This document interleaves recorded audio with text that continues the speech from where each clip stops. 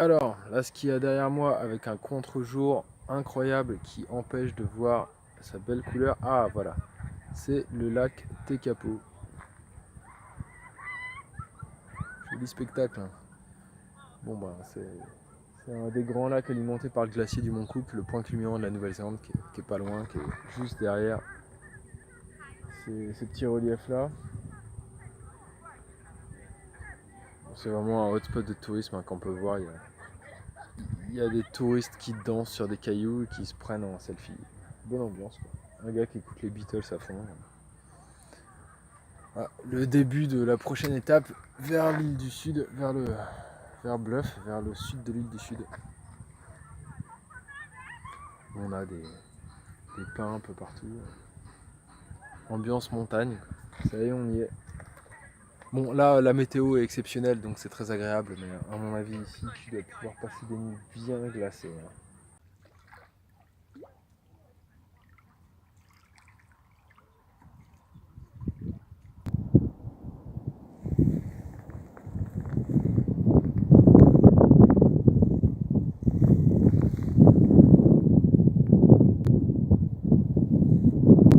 J'ai fait un petit détour par le mont Cook, qui est le point culminant de la Nouvelle-Zélande, et j'ai eu une chance complètement abusée. Globalement, normalement, il faut réserver des mois à l'avance pour avoir une place dans la petite hutte qui est à côté du sommet.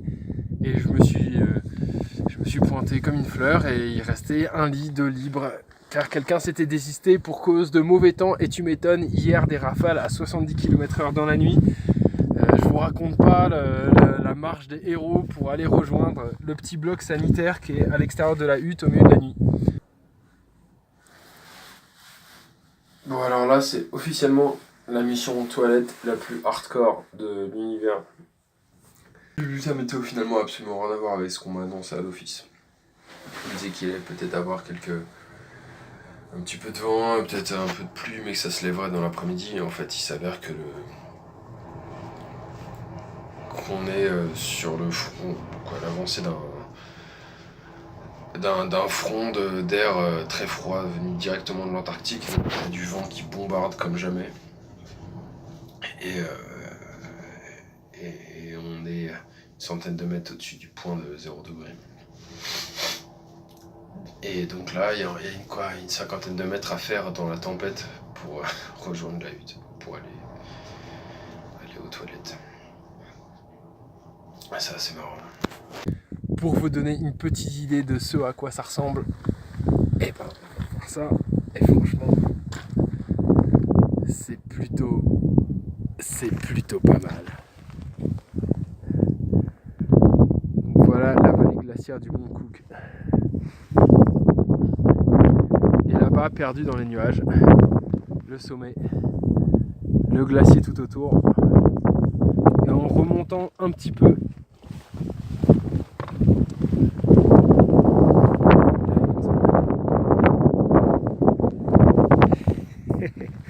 franchement, c'est quand même vraiment la belle vie, hein.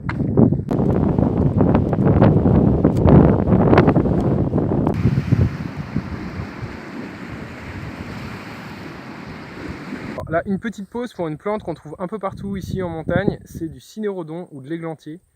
C'est une plante qu'on peut trouver aussi beaucoup en métropole. Autant dire que c'est pas une native néo-zélandaise, et qui est super bonne quand elle est dans son état le plus facilement comestible, c'est-à-dire quand ces espèces de petits fruits sont blêtis par un coup de gelée. Et dans ces cas-là, la partie charnue un peu rouge est toute flétrie, et tu peux récupérer le fruit, le presser entre tes doigts et récupérer une espèce de pulpe un peu sucrée qui est très très bonne. Mais là, c'est plus du tout le moment, ou c'est plutôt pas encore la saison. Typiquement, ça, c'est à peu près le stade qu'on doit rechercher. Donc un fruit un peu flétri. Et dans ces cas-là, normalement, parce que lui, il est encore trop ferme, tu coupes ce qui reste de la tige et tu presses comme ça le fruit pour récupérer quelques centimètres de pulpe. Et ça a le goût un peu d'abricot fraise, des fois un peu plus acidulé, des fois un peu plus sucré. C'est super bon. Malheureusement, là, bon, bah, il y en a partout, mais c'est pas encore la saison. Donc si quelqu'un passe par là, mais un peu plus tardivement, pas trop quand même, il devrait pouvoir se régaler. Ce soir, expérience gâteau banane chocolat pour être précis. Dans cette petite hutte, a priori infestée de rats, raison pour laquelle j'ai planté la tente un peu plus loin. Visite guidée. Un petit feu dans le coin. Ma foi, c'est mignonneau, hein.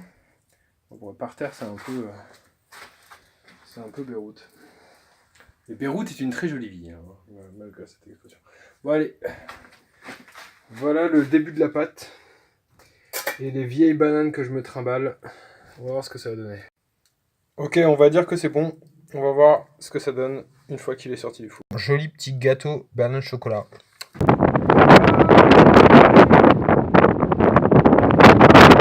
a de la gueule. Vent frais, vent du matin.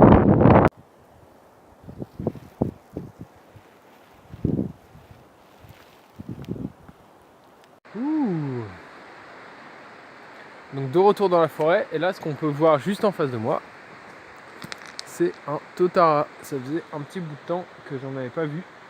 Alors ça c'est un arbre, voilà, comme on voyait dans l'île du Nord, qui peut devenir mais gigantesque, hein, qui peut monter jusqu'à, je dirais, c'est pas 60 mètres comme le Kaikatea, mais un peu moins. Donc le Kaikatea c'est vraiment le record. Ça peut devenir un très grand arbre, mais ça c'est vraiment un exemplaire microscopique de la forêt du Sud. Alors, une des rares plantes qu'on peut encore trouver dans ce genre de milieu, c'est ce qu'il y a là. C'est ce qu'on appelle du patotara. Ce qui est assez marrant parce que ça ressemble à du totara, mais ça n'en est pas. Voilà, c'est explication facile. Voilà, c'est un petit fruit, une petite baie comestible. Un peu sucré. Pas mauvaise du tout. Qu'on retrouve un peu partout.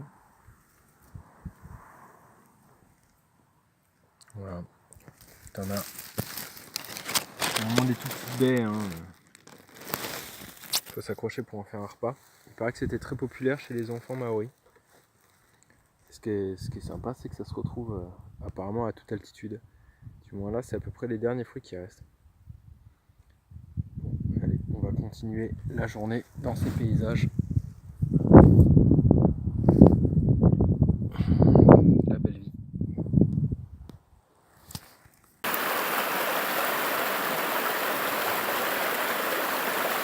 Typiquement, c'est une petite plante dans l'île du Nord qui m'a lacéré le visage à bien des reprises, m'accrocher les vêtements. Elle est responsable en grande partie des déchirures extrêmement multiples de mon t-shirt de rando. C'est ce qu'on appelle aussi le bush lawyer, avec ces toutes petites épines qui t'accrochent comme c'est pas permis. Et c'est d'une résistance ce truc là. Et donc, cette plante là, bonne nouvelle, fait des petites baies qui sont comestibles. Par contre, impossible de les trouver. À mon avis, les robines, les petits oiseaux, des espèces de petits passereaux gris qu'on voit un peu partout ici, doivent les consommer.